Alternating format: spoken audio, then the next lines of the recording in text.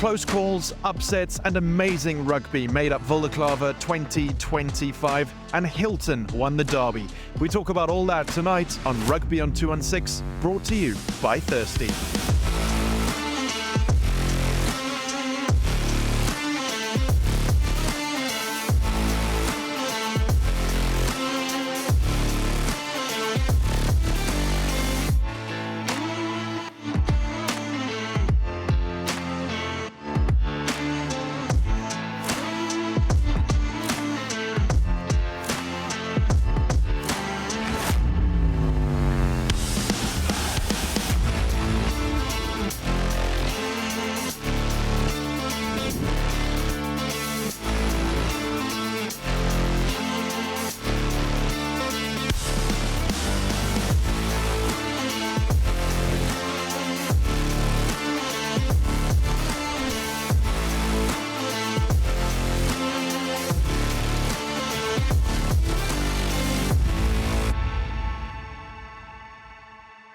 It's a different episode of Rugby on 216. We have been on tour before, but not at 10 at night when it's about 5 degrees in the middle of Kimberley, 1,000 meters above sea level. Alongside me, Sputz. I missed you last week. Good to have you back. And then SuperSport Schools commentator JD joins us. Guys, I am feeling the cold. Yeah, it's nippy out here, but it is Kimberley. It is the Northern Cape, Alexander. This is not the heaven, Cape Town, like you used to. There's no ocean keeping it warm. So no, it's chilly. It's a very cold end to a brilliant Absa Wildeklawer rugby tournament. Not just rugby tournament, sports tournament, soccer, hockey, netball. But it's great to have a friend of mine, JD, join us as well. What a week to make your debut on Rugby on 216, JD. Yeah, it's been amazing. I told Sput when we were driving in here, I've been here a couple of times as a spectator, but witnessing the organisation around this tournament has been surreal. The planning has been meticulous, the execution even better. And if you want to come, you need to book your flights for next year on Airlink already, because they go so quickly. I know, having driven from Bloem this morning, because there were no flights to Kimberley. That first game that I alluded to, Affy's Paul Roos. Interestingly, that it was affected by lightning for about 15 minutes, and I think for Groenewald that was maybe a good thing. The wind died down a little bit after that, allowed him to be even more damaging than he already was. But 20 points to 18, Affy's ending Paul Roos's 2-year unbeaten streak. Yeah, and it has to be said that Ruben Groenewald was brilliant in the first half, but I thought he actually struggled a bit against the wind, which you can expect. But he is the general in that side. And Affy's, I had them as favourites. Somebody asked me, what my prediction will be. We didn't have score You're lucky prediction. We didn't have picks last week. I'm sort of lucky, but I feel I'm unlucky because I think I had most of them, sorted out. I had Affy's by 6 and was Affy's by 2 in the end. Paul Roos staging a bit of a comeback, JD, in that second half. They're hard to beat because once you get into the habit of winning, you're hard to topple. And Paul Roos has formed a nice habit of winning and winning close games, because I remember at this very festival last year they had a close one against Monash, which they just snuck home. And it was surprising that Monash pushed them that close on that occasion. But I thought Groenewald, the difference, especially in that first half, building that lead for Affy's. But Paul Roos was very good in that second half, and maybe the lightning sort of came at just the wrong time for Paul Roos, because you could sense that momentum shift. And there was a clear momentum shift prior to that lightning break. I recall standing on the opposite side, Sput and them were doing the commentary, and you could feel it. The hits got bigger from Paul Roos. They gained momentum at the breakdown, and it was really good to see them. And as that break was announced, we looked around to each other and we said, well, this might just be Affy's saving grace. Absolutely. And then I want to talk about Groenewald. Obviously, you mentioned him.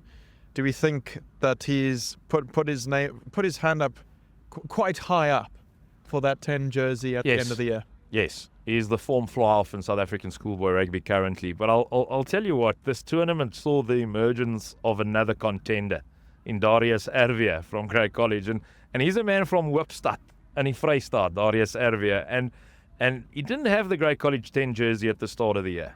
It belonged to Jan Hendrik van der Linden, the vice head boy of the school, and a fantastic player as well. But Ervia has pushed and he's broken the door down.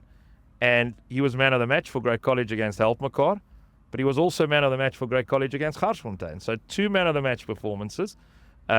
He's a prospect. He's a good player. He's a complete flyer. If he didn't miss a kick against Paul Gymnasium. He kicked 8 out of 8 against Helpmekaar, and he kicked 6 or 7 out of 7 against Garsfontein. So he's nailed 20 kicks in a row. It's exciting me. The competition that we have in South African schoolboy rugby, that we are having this discussion, it's awesome. I want to ask you guys each for a match then, because there's so many matches at Wildeklawer. It's hard to pick which ones to talk about, but I think I'll let you choose one each that really just stood out to you for whatever reason that might have been. I think, JD, I'll start with you. Mine is definitely Paul Boisai just demolishing Monas early on in the day. The reason why I say that is I watched Boisai play early in the season, and I thought to myself, there's something there, but you can't just quite pick it just yet. And their game management today, the way they executed, it was a massive scoreline. I mean, Shaun Erasmus executed to perfection in terms of strategy. But that Boisai side pitched up, and by half time, you could see the Monas heads were hanging, and they were beating defenders every time they received the ball. Tactically brilliant. And up front, it was Cruz Davey who had a field day. He's a man mountain, and it's something about Paul Boisai that factory keeps producing prop after prop after prop. And I think Jordan Jooste is the other man who also has worn that Western Province jersey, and also a very good day for him. Yeah, and producing prop after prop after prop, even if they start in the third side. That Cruz Davis story always excites me so much. You've called Paul Boys to end in the top 3 this season, and 85-0 against Monas makes me feel a bit better for Rondebosch losing against them last week. Yeah, Rondebosch got thumped, isn't it? It wasn't 85-0, Spurs. Yeah, but it was at their home field. No, I'm just joking, Alexander. You know that. Look, Cruz Davey, Jordan Jooste. I really like Ivan Jordan at 12 in that Boisai side. He's sort of the glue. He doesn't get a lot of recognition from pundits and people alike, but I really like the look of him as well. I'm feeling very, very comfortable with that big call, because that was one of my big calls. Yeah. Was Paul Boys to end in the top 3 in South Africa. Their rugby program is solid. They've got Shaun Erasmus. He's now got the backing of Neil de Bruin as well. They're looking strong. And then your match that stood out over the course of Wildeklawer? Oakdale Sibylle against Garsfontein, a 30-all draw on Thursday afternoon. A fantastic match. It was the build-up of the big battle between Proppie van der Berg and Kai Pratt, and it didn't disappoint. It was drama-filled in that front row. Sort of the drama is following Proppie van der Berg currently, because he's made such a massive statement as a tight head. But over here on Wildeklawer, he sort of left even Stevens, and might be lucky to call it that, because he got heavily penalised against Oakdale Landbou. He got even more heavily penalised against his former school, Great College, where David Ayadakis had a really good evening against him. So that's maybe the one question mark that Johan du Plessis leaves with as the head coach of Garsfontein. But to get back to that match, it's not often you see a draw where both sides score 30. It's crazy. 60 points, but nothing can separate them. Garsfontein is a quality outfit. They've had a couple of tough matches in the season. They lost to Paul Roos at Paul Roos. I mean, any side that pushes Paul Roos that close, because they lost 34-32, at Paul Roos. So that's a interesting one too. So we knew they've got form coming in here. Oakdale to me is still the sleeping giant.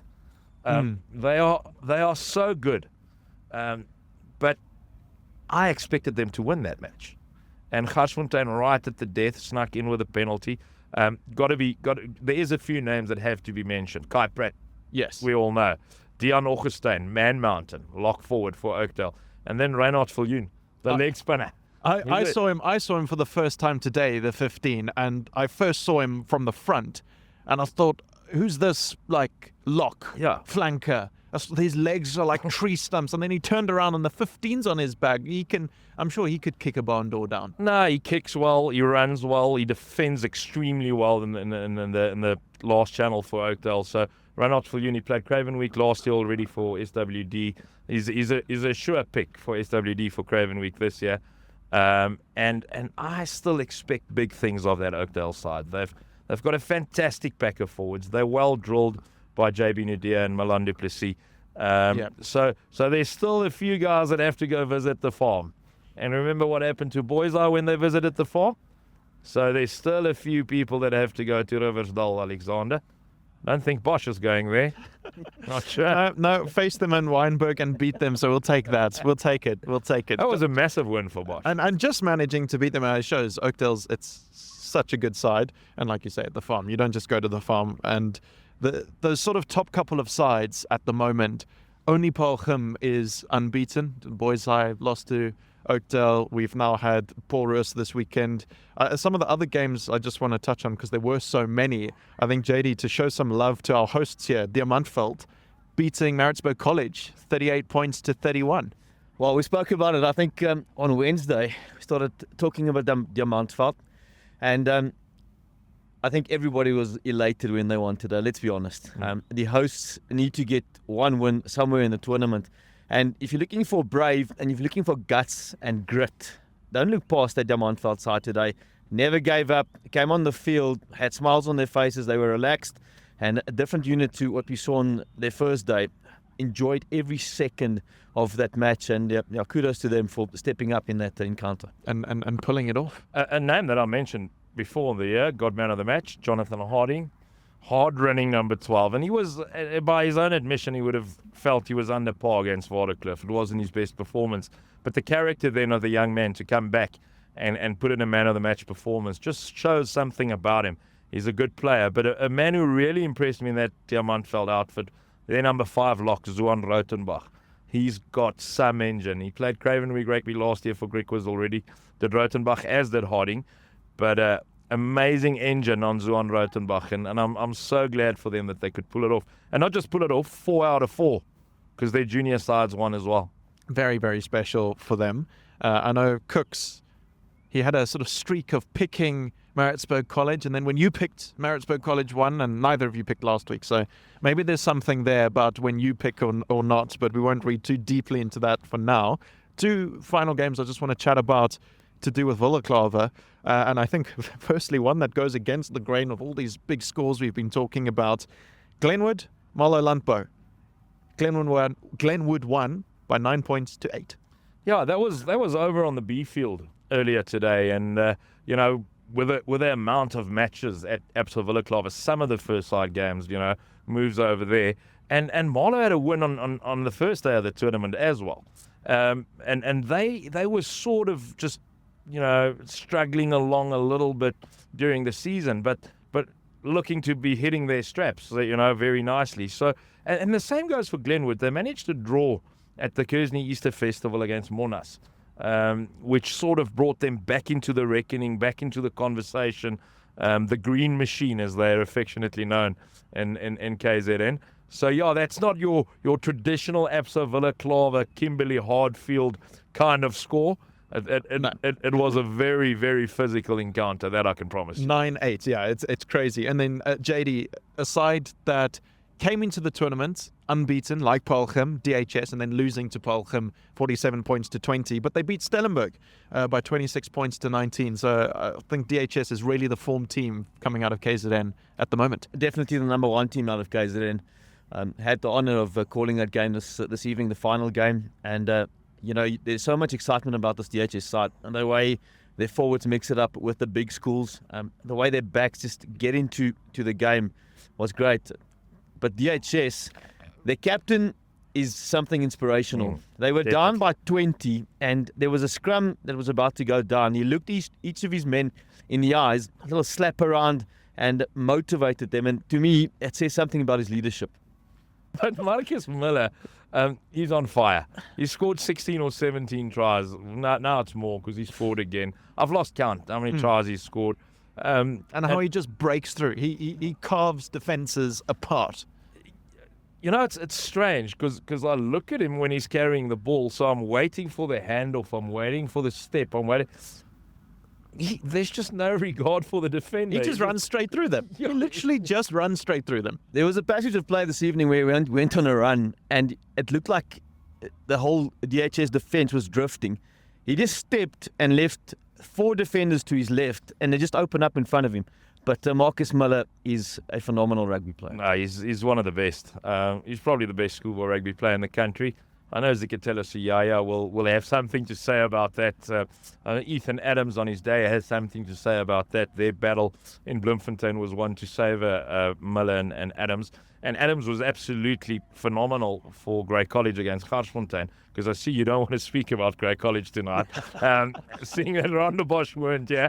But a great win for Grey College over Garsfontein. And it's not that we don't want to talk about Grey College, but we've moved on after last week. Now it's Paarl. They're in Definitely. vogue. They're the ones we're talking about.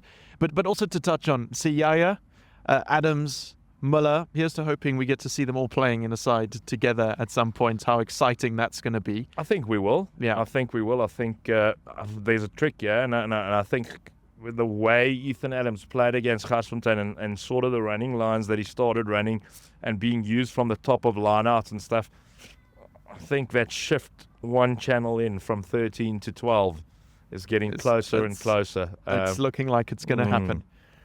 Well, then that's Wildeklawer, an amazing festival, and a week of awesome rugby. And you're going to be chatting to Marcus Miller and a couple other players a bit later on from Paarl in the show, so make sure you stick around for that. But let's talk about 2 other matches that happened around the country this weekend. It was the Midlands Derby. Michaelhouse hosted Hilton. Hilton managing to win 25-20, and I must say, I watched the whole game. Michaelhouse were held up twice in Hilton's in goal, which was just crazy.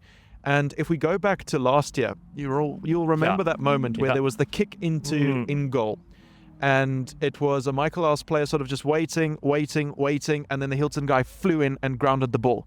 This year, there was a kick into goal.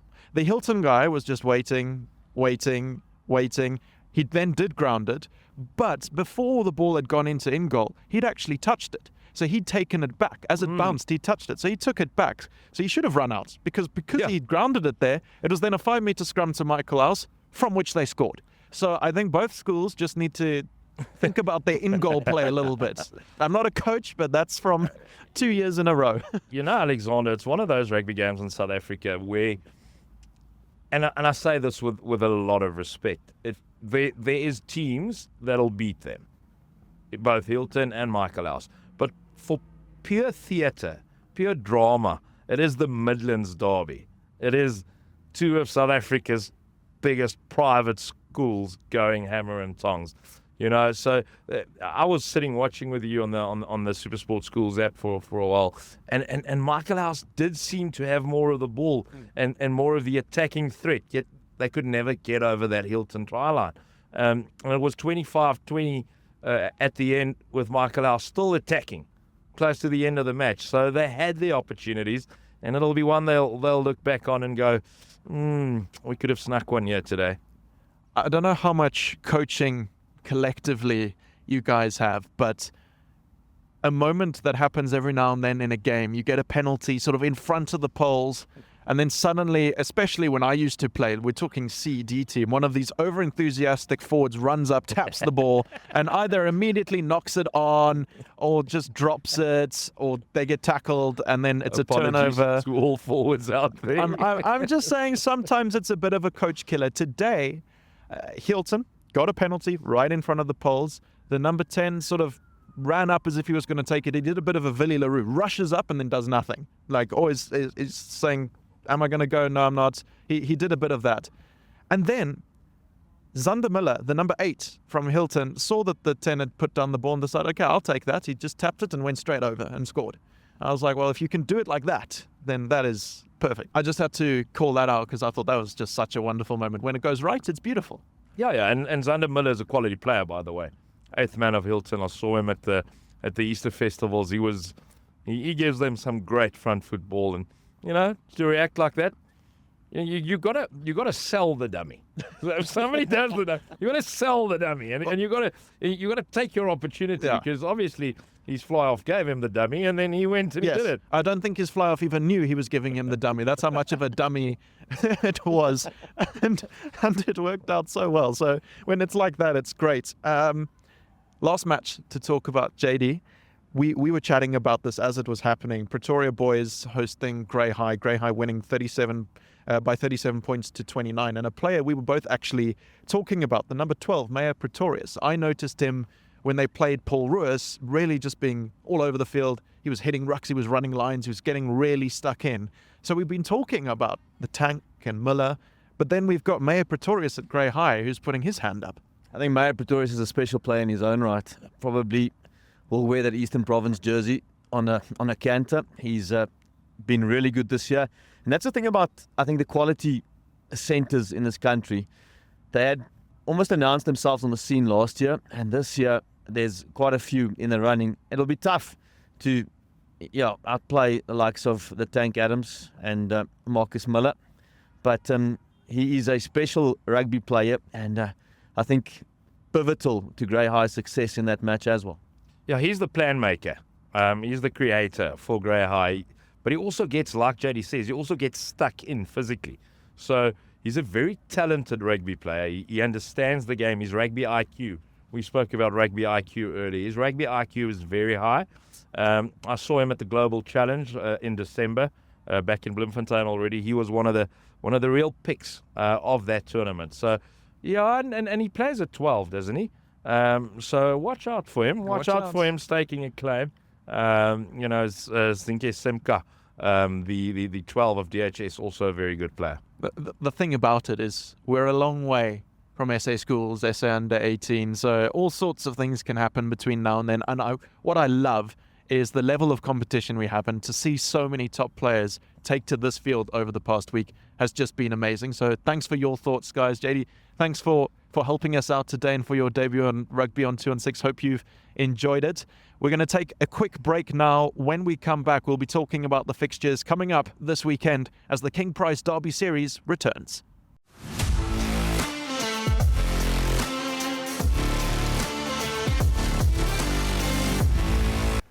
Bottles disappeared. Profits vanished. It wasn't theft. Our biggest customer became our biggest problem. I wouldn't call it a problem. He just likes to gooi a few with the boys. The guys in the first team used to call him Camille. Because he was so tall. No, not Camille Per, Camille. He used to drink 200 liters of water in 3 minutes after practice, like a bloody camel. Is this true, Jeben? Yeah, most of that is true. I am thirsty.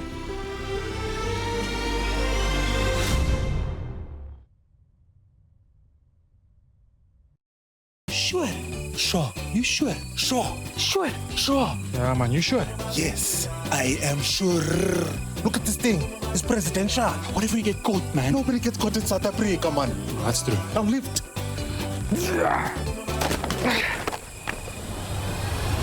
I'm sure. Don't just be sure. Be sure. King Price in sure. Insurance you can be sure about. Visit kingprice.co.za.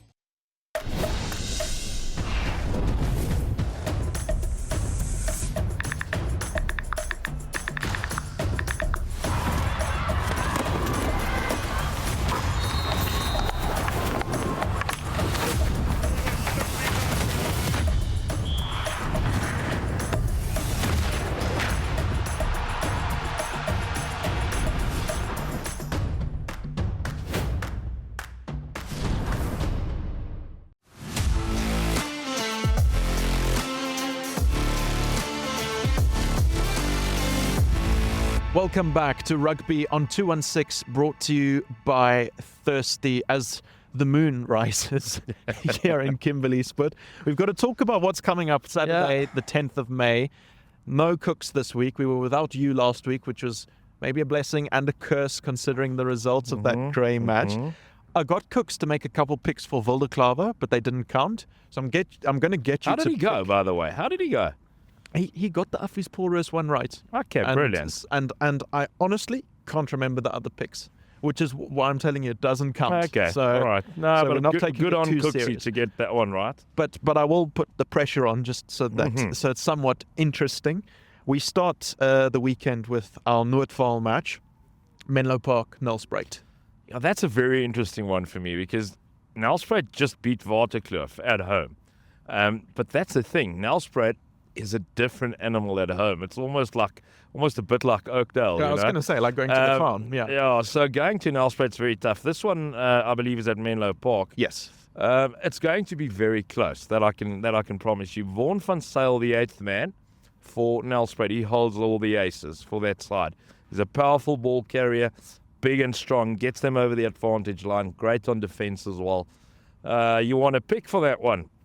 I want to pick for all of them. I'd say not just me. Everyone at home wants a pick. But Menlo Park due to Wildeklawer in the NWU final. I'm saying Menlo Park by 5 or less at home over Nelspruit. So you're calling it, even though it's at home, it's going to be a close game, but Menlo Park edging that one. Okay, brilliant. You're laughing. You're laughing. I was literally trying to think, okay, which one do I go next? And Alexander, if you're going Boys High Grey College next, I'll give you my prediction, and okay. I've got down in the Western Cape. I've got a Boys, friend Grey standing College. just outside of Shot here, and he attended Grey College with me, and there's going to be a million messages in my inbox tomorrow morning. But I'm going Paul Boys High by 5 or less, and he's just done a mic drop and he's left.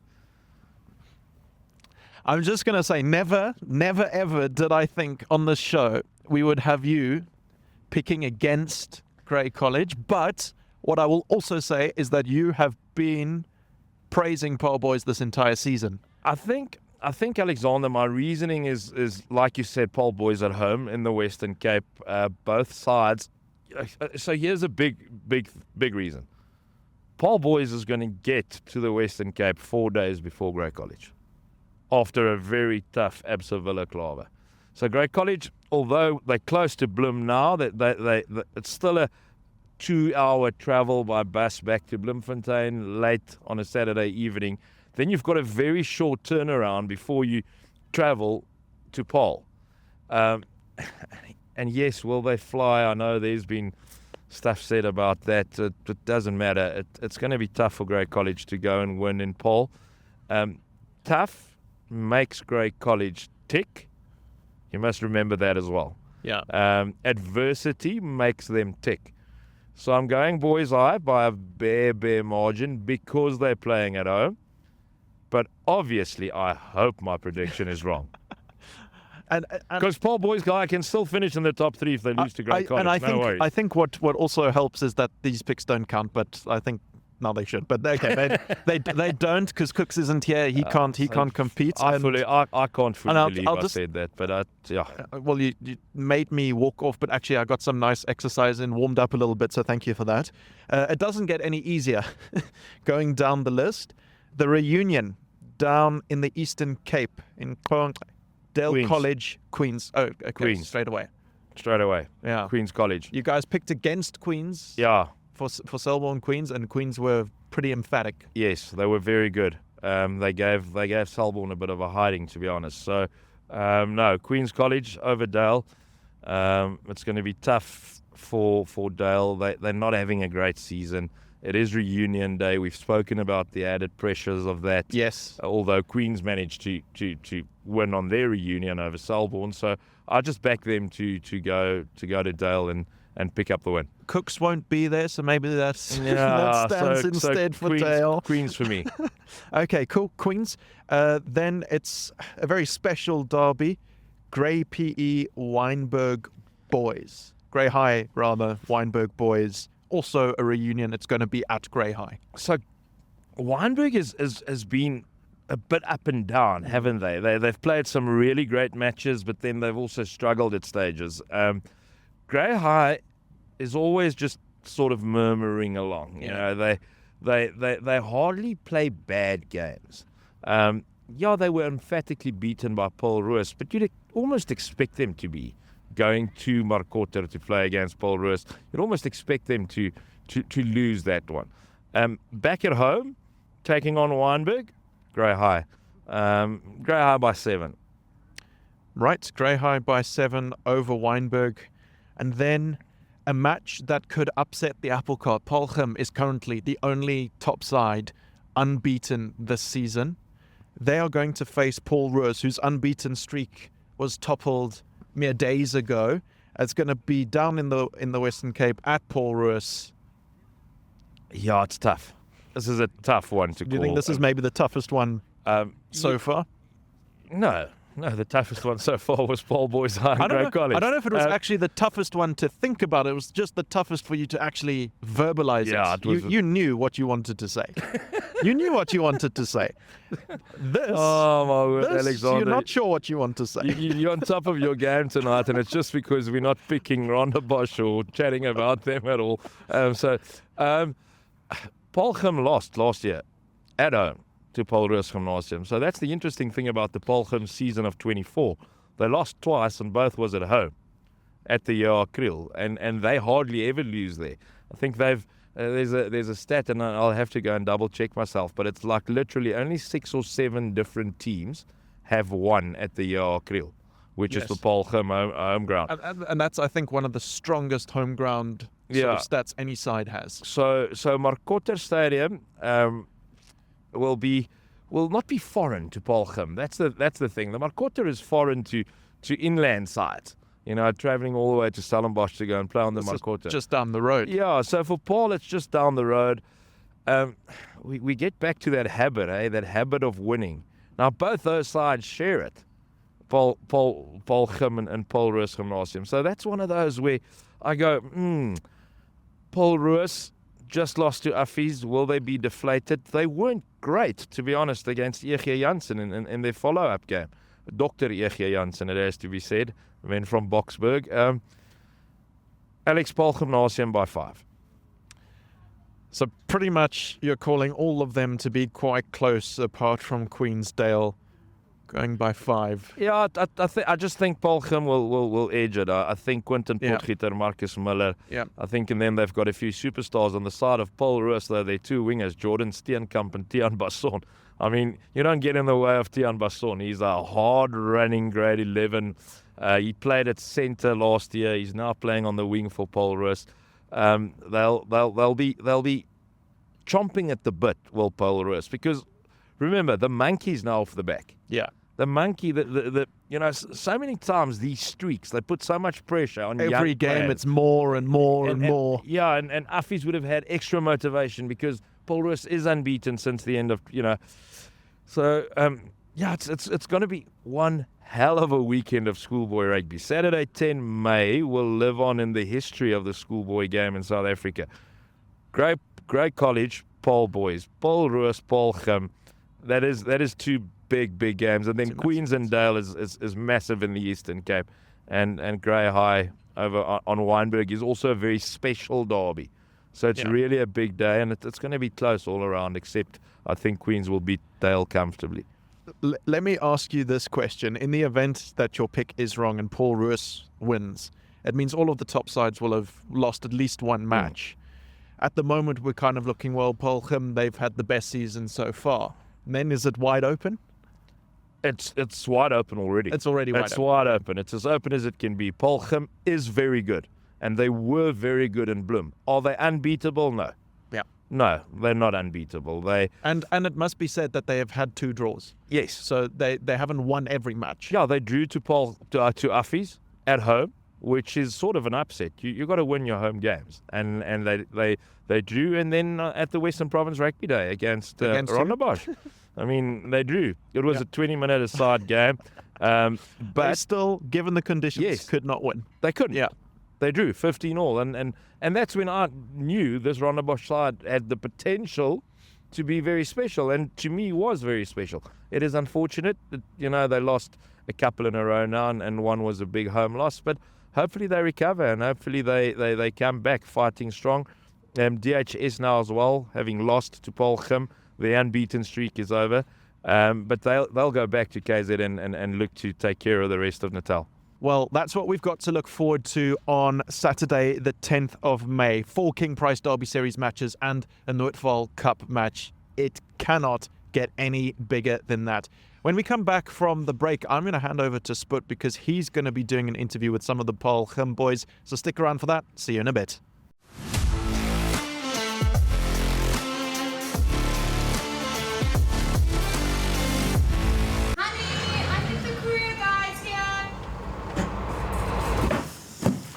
Hier kom my bokser. Kiwis? Anna? Maar waar is die Anna? Hey, hey, hey! Ik kom niet boksen, ik kom niet boksen. Oef, ik kom niet boksen, ik kom niet boksen. Wow, wow! Ek sê mos, wow! Bring vir my die boks. Okay, sure. The Courier Guy, the courier behind the box. Can you deliver something for me? Where to? Hy wys vir my. Put this one in the Springs box. Look at man. Hey, winner.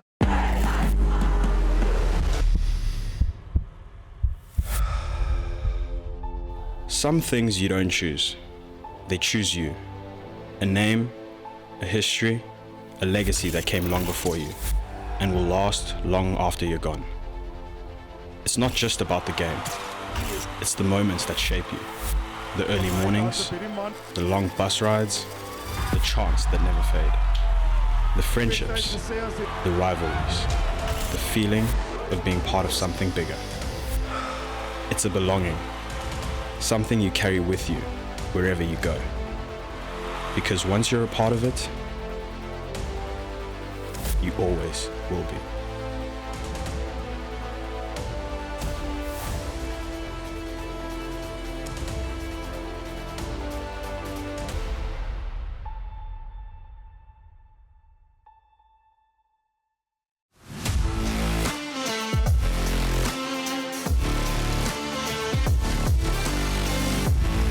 Welcome back to Rugby on 216, and we're standing here in the middle of the Diamantveld A field at the Michael Hein Sports Complex. We've just had the finish of the Absa Wildeklawer tournament for 2025, and I'm joined here on the field by three men who just won in the main game against Durban High School. Van Parel Gymnasium, Marcus Miller, Mikael Boyse, sê ek het reg? Mikael Boyse. Mikael Boyse, okay. Ek dink ek het jou dalk Mikael genoem in die kommentaar. Jammer Mikael. En dan Quentin Potgieter, manne. Eerstens baie geluk. Baie dankie oom. Marcus, jy is die kaptein van Parel Gymnasium. Julle is nog onoorwonne. Ja, julle het gelyk opgespeel op julle tuisveld teen Affies. Maar dit moet 'n baie groot voorreg vir jou wees om 'n span soos die te kan lei. Ja oom, ja, dis ongelooflik. Al die tradisie wat saam met skool kom.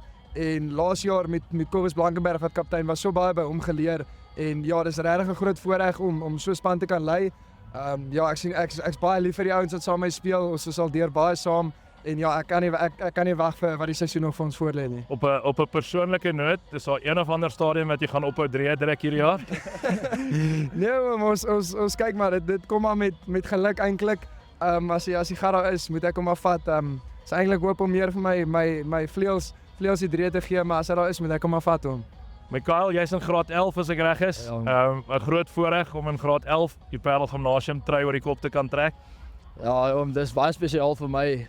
Van toe ek jonger was, altyd gedroom om vir Parel Gymnasium se eerste span te speel. Dis baie groot voorreg vir my.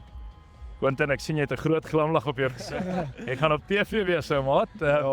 Sy gou kyk. Jy sê uit Ceres uit, vertel vir ons hoe die skuif Parel Gymnasium toe gebeur en is jy baie gelukkig daar? Ja, ek het van jongs af weet ek geweet my oupa Grootjie het 2 jaar eerste span gespeel, my ma netbalkaptein, baie atletiek gehardloop in Parelgym. Dit was net altyd 'n droom om hier nou te kom. Die aanpassing van 'n kleiner skool na sulke groot skool soos Parelgym met so baie tradisies was moeilik, maar almal trek jou in en almal so ordentlik en nice. Dit was eintlik baie maklik om aan te pas by die ouens. Maar nou, Wildeklawer is 'n toer, die Absa Wildeklawer toernooi. So ons wil so 'n bietjie gesels oor wat gebeur op 'n toer. Is dit lekker om tyd saam met die ouens te spandeer? Ek kan vir hom sê domino's. Heeldag. Ons vat mekaar aan ons is op 'n toer Bloem toe en ons het al die pad getoer tot hierso. Domino's al die pad en oom vriendskappe word gebreek.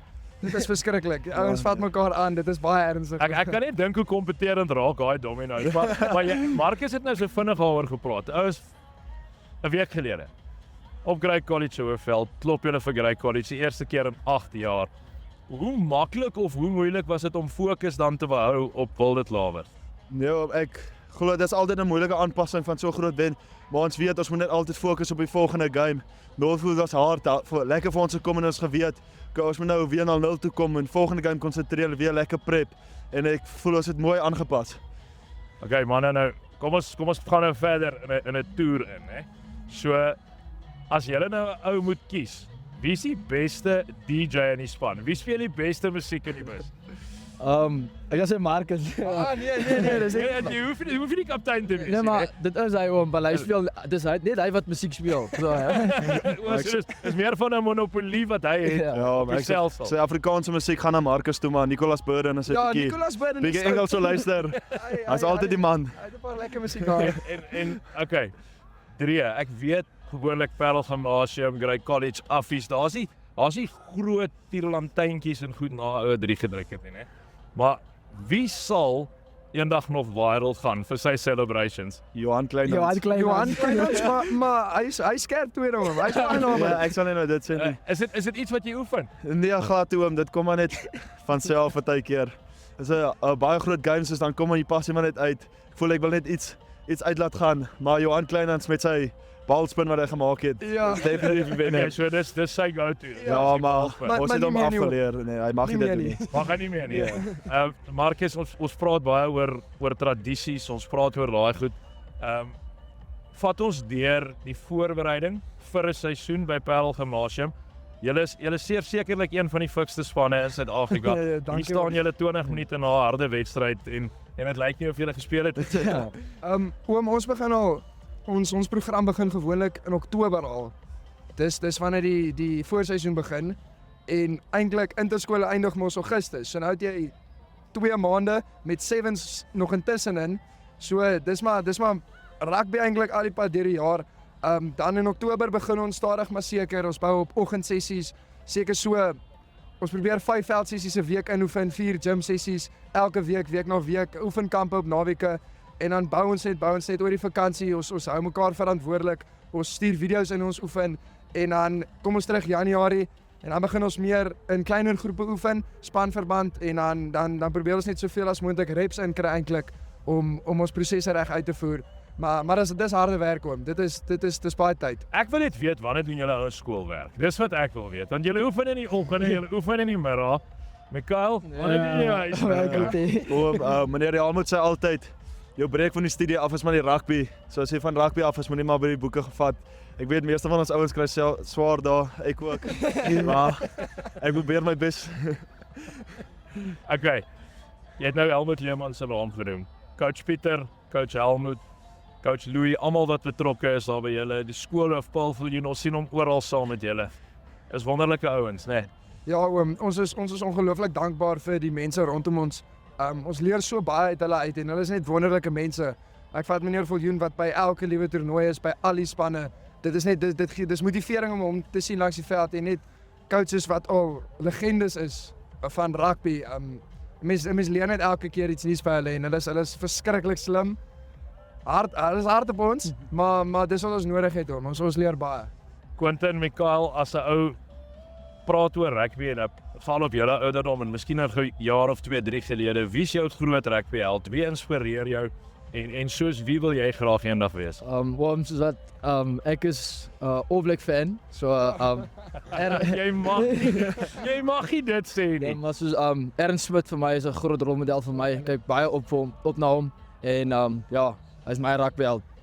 Ja, ek moet sê 2 ouens wat ek baie na opkyk is maar Kwagga Smith en baie mense ek speel baie soos hy, maar op defense Pieter Stef de Tooy. Dis inspirerend om hom te sien by die World Cup final, al die tackles. Dis net amazing. Iets waaroor ek baie keer wonder en ek julle ouens moet nou op 'n bus klim, so ek gaan nie veel langer besig hou nie. Vat my gou in daai kleedkamer in. 5 minute voor afskop verlede Saterdag in Bloemfontein. Ja, die letting en hy kon nie skop. Ja, op my. Kyk van my mooiste. Ja, op my was dit net toe ek die jersey sien. Ek sien die 9 trui. Dis sê ek, dis my droom. Dis waarvoor ek gedroom het van klein tyd af. Ek kon nie die eerste span trui begin van die jaar gedra het nie, maar soos ek opgekom het ek net gegroei en ander groei en dit is vir my 'n baie groot voorreg om saam met hierdie klomp broers op die veld te draf. Dit is vir my baie spesiaal. Ja nee, die vibe is net dis intens, is lekker. Die ouens weet ons het 'n job. Ons motiveer mekaar. ons het baie goed voor die tyd Marcus wat altyd 'n motiverende ding of twee sê en die ouens weet net as ons uitgaan is dit ons het 'n job om te doen en ons weet wat dan voor ons wag. Ja, ons het eintlik ek wil net eintlik hierdie storie vertel van paai ek weet nie of hy gaan kwaad wees vir my nie, maar dit was my so spesiaal geweest toe ons op die veld hardloop ry voor ons kringetjie doen, toe hy trane in sy oë gehad vir sy eerste wedstryd en dit wys net hoe baie dit beteken vir almal van ons eintlik. Dit is net 'n voorbeeld ek kan noem, maar ja, dit is spesiaal tens in die tolkamer voor die tyd met die ouens, ons saak mekaar lekker op en ons weet wat ons werk is. So daar's eintlik ons 'n kalmte daarby en ons weet ons het 'n werk om te gaan doen. Manne, dis Cout en Kimberley, julle moet terugry Kaap toe. Ek gaan julle nie veel langer besig hou nie. Van ons kant af baie geluk met wat julle tot dusver die seisoen bereik het. Baie sterkte Marcus vir jou en vir jou span. Baie dankie hom. Ek weet interskole lê nog voor in Augustus. Julle moet op Teen Paulroos Gimnasium speel. Daar's nog daai wedstryde, so baie sterkte. Geniet die terugreis en veilig wees. Baie dankie hom. Ons waardeer dit. Rugby on 216, and Kimberley at the Absa Wildeklawer Rugby Tournament. And I was joined by Marcus Miller, Quentin Potgieter and Mikael Boyser from the victorious Vaal Gymnasium side.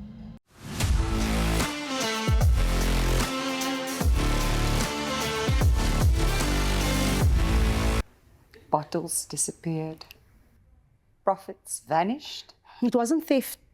Our biggest customer became our biggest problem. I wouldn't call it a problem. He just likes to gooi a few with the boys. The guys in the first team used to call him Camille. Because he was so tall. No, not Camille Per, Camille. He used to drink 200 liters of water in 3 minutes after practice, like a bloody camel. Is this true, Jeben? Yeah, most of that is true. I am thirsty.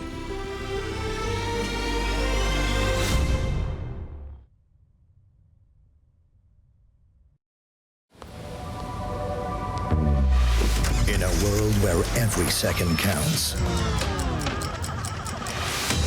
will he make it on time? Out here on the streets, anything can happen when the odds are stacked against you. One man finds the will, the drive, the passion to steer his path to destiny. It's a Swift.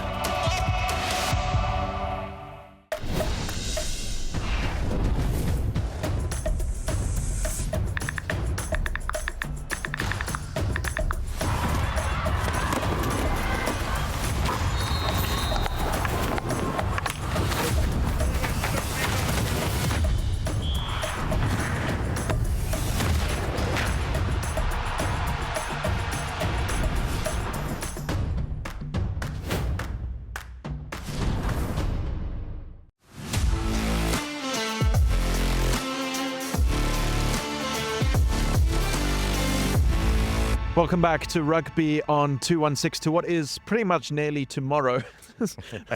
And we've been sitting here in the cold in Kimberley, but it's just been such an awesome week of rugby at Wildeklawer, and we're without Cooks this week. So we've chatted about what's happened in Wildeklawer. We chatted about what's coming up. You've had a fantastic interview with Paul Gim. And I thought, well, what are we going to do in this final segment? Because we won't do Ask the Ref. We won't do Impossible the Truth because Cooks is here, and so I can keep my streak going. And I thought there's actually been a couple viral moments about school rugby this week. And SuperSport schools, I think we're partially to blame that everything can be clipped straight away. Like this Paul Roos line-out move, which I know you've seen. And it's not a line-out because it's in the middle. I call it a line-out move, but it looks like it. Just in the middle of a backline play. A couple guys lift a jumper. He just catches an ordinary pass. They bring him down, form a maul. It's not something you see so often. I think you can add a bit of coaching input as to how impactful it actually is beyond the shock factor. Yeah, it's sort of a double whammy in a sense, because if you've got a very powerful maul and you have the right guys close to the ball carrier, because obviously it's something you then practice, so you set it up for it. So then, yes, it can be very impactful for that fact, but it can also be very impactful to win you a penalty, because the defense will be dumbfounded, because you'll be a 12 or a 13 lining up for defense, and all of a sudden a line-out's in your face. Yes. So how do you defend that? So the moment that maul then forms, remember, you can't sack it. So the chances is very good that the defense will sack it. Yes. Because they're not used to defending in that position at all. So that's shock factor. So I think it's almost a two-pronged approach, because you might score a try from it, but on the other hand, it was pretty much near the middle of the field. You might get a penalty and kick 3 points, for instance. So it's interesting, but it's brilliant. I mean, we love that. We love innovation. Why do we love Rassie Erasmus? Because he's innovative. He brings new things. Remember the move in the World Cup when they did the move. That move was talked about on a rainy day inside a hotel, and the players had tackies and they walked this move, and that won us a penalty in a World Cup final against England. So two-prong approach for me. Yeah, and during the World Cup was because what happened is during the week I got a whole lot of messages coming in on my refereeing accounts on Instagram asking me, is this legal? What happened here? All about this, and I haven't had that sort of response until since some of the questions people had during the World Cup. And it's perfectly legal to lift a player in open play. Even if you're just passing to him, as long as once he gathers the ball, you bring him down safely and immediately. Where it becomes a bit more technical is whether there's more than one person bound to him before contact's made with the defender. In this case, I think it's not really clear that there's more than one person actually bound, which means your whole arm up to your shoulder. In this clip, maybe the lifters have come around in front for obstruction, but the angles we have, you can't really tell. So as long as there's access available to the ball carrier and the ball's at the front and nobody binds, not more than one person binds before contact, it's fine. Obviously, if it's an actual line-out, everyone can bind before contact. It's different. So yeah, at worst, this was a legal move, maybe executed with obstruction, but I think at best it's legal, it's great. And it's innovation. So, and the main point is that it's perfectly legal to do, and you can do it legally, even if they maybe they might have got the execution slightly wrong, but the plan is legal. And that's what I've told everyone, is that what they wanted to do is absolutely fine, and you never see it. So that's why you get all these questions. But yeah, that was our first viral moment. Then I saw popping up on Rugby Pass on their site this article, and it said something about Leinster, Munster hunting South African player, and then there's Josh Neal with his Bosch jersey on. They're on a Bosch. Yeah, and that guy. And this article, it went into detail. 7 clubs hunting for him: Munster, Leinster, all 4 South African franchises, and then they're sort of called Leicester Tigers as a bit of an outsider. Obviously, there are strong ties to Ireland within the family. His brother Jordan plays cricket for Ireland. What I do think is, and you've coached players, when you've got this sort of media attention while you're still in school, you obviously, if you're getting this approach, you want to make the right choice, the best choice for your career. But it can be a lot of pressure, all this noise, especially when you're in school. Firstly, I'm surprised it's only 7. He's a phenomenal player. Josh Neal is world class. Been a tough few weeks for him as well. On a personal level, it's never easy when your side doesn't do well to sort of shine on a personal front. I do feel sometimes, there's different thoughts about coaches how to use Josh Neal and where exactly on the field he's at his best, because he does a lot of line-out work for Bosch as well, and then that sort of limits his ball-carrying ability in the phase right after the line-out, which is, but he still gets across the park. He's a phenomenal player. Yes, it does add pressure. It adds pressure to him. It adds pressure to when he's playing, because of the attention. But understand that these young men want to become professional rugby players, and that pressure is going to be part of his daily routine then for the next 15 years. So I think he's got a very good head on his shoulders, Josh Neal. I think he can cope with it.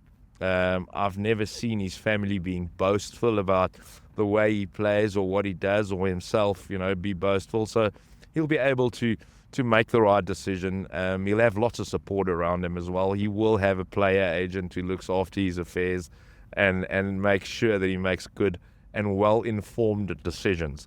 Do we hope he stays in South Africa? Yes, we do.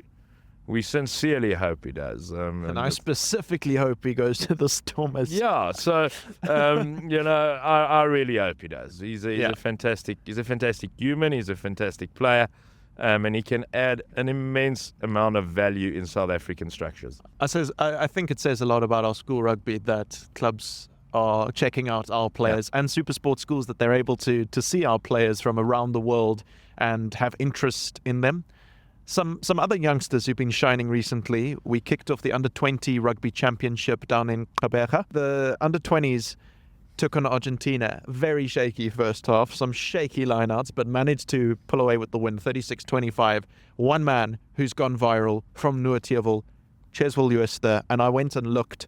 He's got a World Athletics profile because when he was running last year, he was that fast. 10.74 for the 100, 22.05 for the 200. He's blitz, and they've been comparing him to Colby on social media, but he's the one that I was seeing my feed was blowing up with Cheswell Jooste content after that match. Yeah, you get those players. He's brilliant. He's greased lightning, like you say, 10.74. But a lot of times, the athletics track speed doesn't translate to rugby. But in Cheswell Jooste's case, it does. Remember, it's a different pair of boots, it's a different conditions, it's grass, it's not tartan. But he's greased lightning on the rugby field, and he's always been brilliant.